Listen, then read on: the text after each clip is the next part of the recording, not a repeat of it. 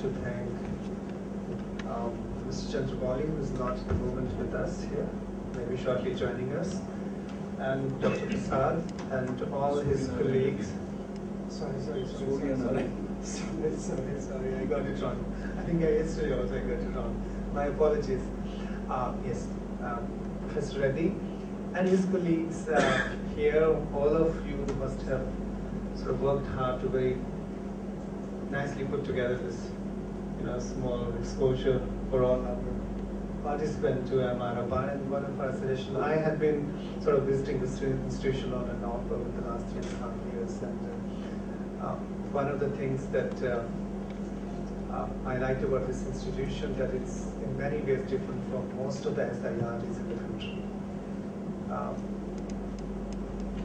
And there's a lot that other SIRTs could learn. So it's not the first time that all the time whenever we visited either NIRD or Center for Good Governance, whenever we had any events from the ministry, we always tried that a short visit could be squeezed to MRFI, just so that other people from other states could see what SIRTs could be imagined and sort of made to look like in a number of ways, including the academic focus, besides the training that all of us are supposed to be doing in some measure.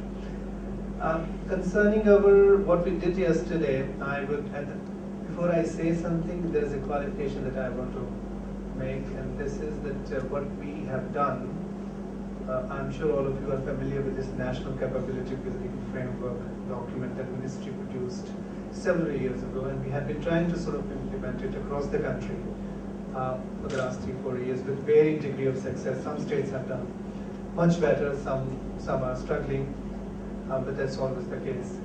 Now, what we think that as Government of India's 5-year plans go, we are sort of going to start with a new 5-year plan, and matching that, new programs from ministries come, and therefore sort of new framework we needed. Now, in the Ministry of Panchayati Raj, capacity building and training had been something very important and had been going on for the last 5 years. In fact, since the inception of the ministry, that's when this document was sort of created. But now with the next 5-year plan, with new schemes which are on the horizon and which are taking shape and very shortly be available for the states to go ahead, they would need to be supported with some kind of guiding document related to capacity building and training. So one thing what we thought was that the existing guiding document that we call NCBF could be sort of looked at, and our experiences from across the country could be gathered, and see how the document is actually, how successful have been states been to implement the document. And for that we requested Center for Good Governance, and they have been very kind enough to sort of do that review, look at the gaps in the current, the existing document in terms of the conception of the document, then look at the gaps that appear at the level of implementation of the document. So there are some issues that in the very conception that we needed to address. There were some issues that came across while we tried to implement this document the way it was. And then now in that experience and with the new schemes that we have, maybe some kind of new document, I don't know whether it would be called National Capability Building Framework or National Capacity Development Framework or anything else. But name isn't really that important, but what kind of guidelines? And this study that Center for Good Governance is doing is essentially of recommendatory nature. Entire decision making actually would happen at the Ministry of Panchayati Raj level whenever we are working on the final, the new program. So it's essentially of recommendatory nature, and what we thought that it would still be useful to bring together people from states who have been doing some good work in the area of capacity building and training, and get their experiences on how what their experiences were when they came to implement NCBF, and where they think things worked, some things that didn't work, and what we can do about them. So essentially that was the exercise, and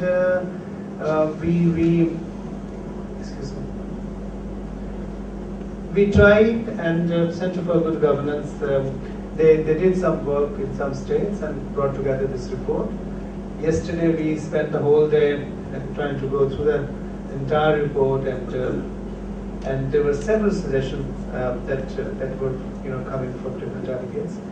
Mr. Reddy has already sort of brought out some very important. We did think that in states there's quite a number of training institutions existing, but they're sort of everyone is working in their own way. If there could be a recommendation where there's some kind of relationship network within the institution under certain kind of command, and maybe if SIRD could take lead in that's something that's important.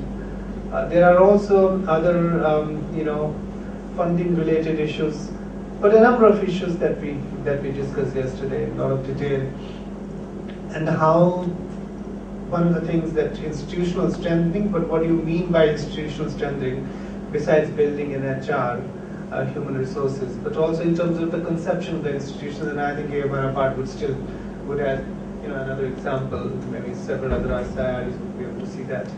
So essentially how this SIRD across the country could be made institutions. Sometimes I wonder why SIRDs couldn't be conceived on the lines of IRMA. Why not? It's a state. UP with 7.8 lakh elected representatives is bigger than many European countries, and can have an SIRDs which is so why only one IRMA in the country? And why I'm looking at these two gentlemen, well, the lady and the gentleman, is because they represent IRMA, and we look at that institution very highly. They're one of the leading institutions. But my only thought is, what stops SIRDs to become IRMAs? And if you can imagine that, it's just reimagining these institutions in a bigger way. I remember, I think about 3 years ago when we started it, and I came, it was NIRD's campus, and I think Mr. B.K. Sinha was the Director General at that time in 2009. And one of the things that in one of these discussions I was saying was that, why do we have to have people with doctorate degrees and put them on the job of conducting trainings? Aren't we underusing the resources? So why couldn't those people be think tanks of the training? They imagine the trainings. So they're taking training at an entirely different level. My suggestion was, why couldn't you transform NIRDs as an IIT equivalent or IIM equivalent of rural development? And that will happen when we just think outside the mode of training, and then we bring PhDs, extremely qualified people, and do what? Training manuals and modules and delivery? No, that can be done at a lesser level, lesser skill level also. So this is just reimagining institutions, and I think something would be really transforming if these SIRDs could be reimagined in a big way. And that's the only thing. So that's about it, and I think we'll have very little time left now. Any other person who may have something to contribute?